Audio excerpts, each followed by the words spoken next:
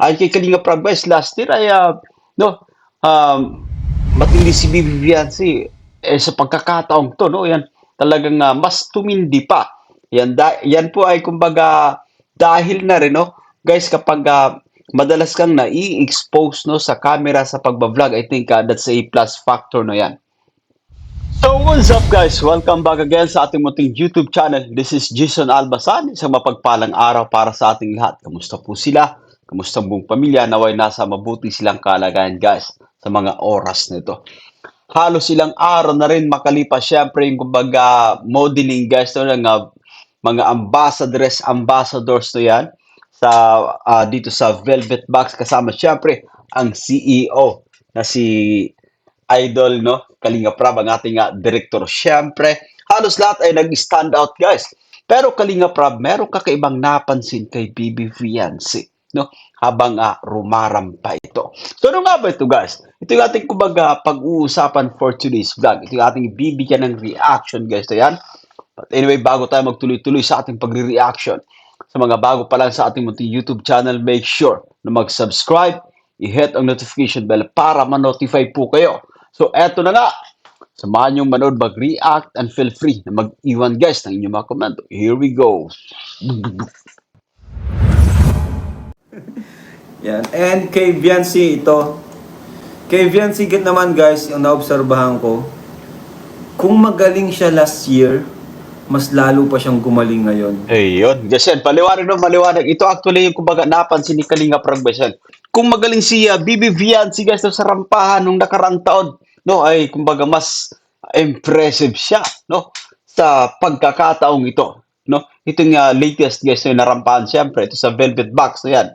Ibang klase po at nakikita natin kay Bibi Fianci guys niya, no?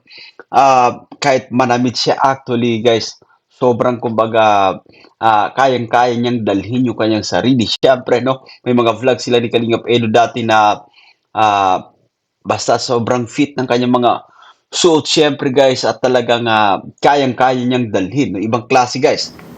Grabe. Ganda ng suot niya, ganda ng pagkaayos sa kanya. Ayun. Talagang modeling is for her, no? Modeling ay para sa kanya ito. Tsaka ano kasi actually no, yung height no, gaya ng nabanggit ni Kalinga Prab, yung height, pangangatawan guys, pangangatawan, but of course yung guts na rin no, yung lakas ng loob no, para kumbaga i-display yung kanyang sarili no, guys, yung rumampa ka no sa harap ng maraming tao guys ay kakaibang experience po yan. Hindi yan basta-basta. Kaya nga, napapansin ni Kalinga Prab na, wow, no? Ibang klase si Fianci yan.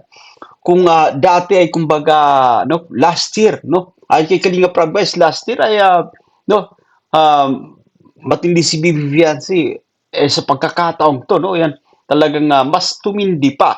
Yan po ay kumbaga dahil na rin, no, guys, kapag madalas kang nai-expose no sa camera sa pagba-vlog, I think that's a plus factor na 'yan. No, mas kumbaga nade-develop yung sabihin natin yung confidence level mo. Yung tiwala mo na rin sa yung sarili siyempre na humarap sa camera, no. Guys, para na rin ano 'yan no.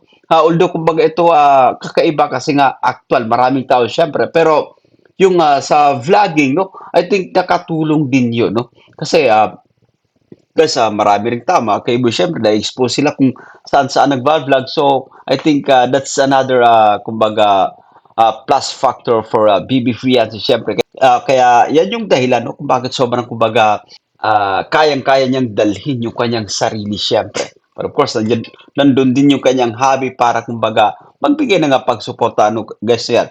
Kahit si Eds ay, kumbaga, isa ring ambassador, guys. Yung presence ni Eds, ay kumbaga sapat na para kay Bibi Fianci siyempre, no? Para kumbaga maging kampante, maging komportable sa pagrampa, no? Yan. Madali, play pa natin kung ano sasabihin ni Director Rob, guys, no? It's her thing, kumbaga. Yan. Para sa kanya itong modeling. So, kung i-force ni Fianci itong pag-model, kasi matangkad naman siya eh, no? Maganda yung height niya. And I think, kaya niyang makipagsabayan sa mga Ayun. models, di ba? Tama, Gasol. Actually, Gasol, kayang-kaya ni Bibi Fiancé, no? Magipagsabayan, no? At kaya na nga, nabanggit ni Kalinga Prab, no? Alam mo kapag guys, nasanay pa ito si Bibi Fiancé, no? Kayang-kaya niya actually, no? Yan. Kumbaga, nasa ano naman niya, nasa itsura niya, syempre, nasa lakas na rin ng loob, no? At malaking bagay yung, kumbaga, nasa ALM, no? Kasi kapag may mga ganap na ganito, masasanay at masasanay si Bibi Fiancé niyo. Kaya niya makipagsabayan, guys, to yan. Sa mga rampaan, syempre. Laban sa mga ibang modelo, syempre, guys. Pagandang dalaga, actually, si Bibi Fiancé, guys. Gandang height, no? Play pa nga natin, guys, no? So yun nga, last year, natandaan ko ang galing ni Biancy, and ngayon, ang galing, lalo siyang gumaling. Hindi siya nagmamadali, yung mukha niya, Iyon. talagang focus. No, bisa kasi yan, kapag mahalata mo kapag hindi ka gaanong focus, hindi ka gaanong komportable sa stage. Guys, para kang nagmamadali, parang gusto mo nang tapusin yung round mo. Ano? Hindi po ba guys yan? Ganon kapag nagmamadali ka, yung isang tao guys, mahalata mo. Basta kumbaga, si Bibi Fiancé guys, ini-enjoy niya bawat sulok ng entablado. Siyempre, no? Kumbaga yung guys, ini-enjoy niya na kumbaga rampahan, no? Yung entablado siyempre. But of course, sa harap mismo ng maraming tao, guys, to yan. No? Nakulangan lang ako sa facial expression. Ay, grabe. Ayun. Parang na akong judge dito, guys. Ibang klase si Kalinga Prab, guys, to yan. Parang hurado actually na sinasabi, guys, to yan. Kulang lang sa konti, pero sa facial expression, pero sobrang ganda ng pose niya, Ayun. ganda ng mga smooth, no? Na maalala natin kasi si Bibi Fiancé actually, no?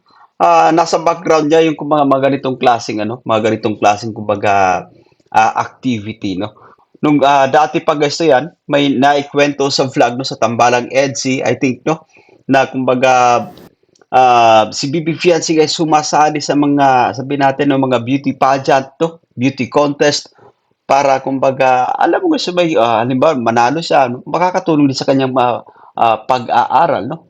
Pagtulong na rin sa kanyang mga magulang at the same time, no? Magastusin ka sa pamamahay nila, no? Nakakatulong po yun.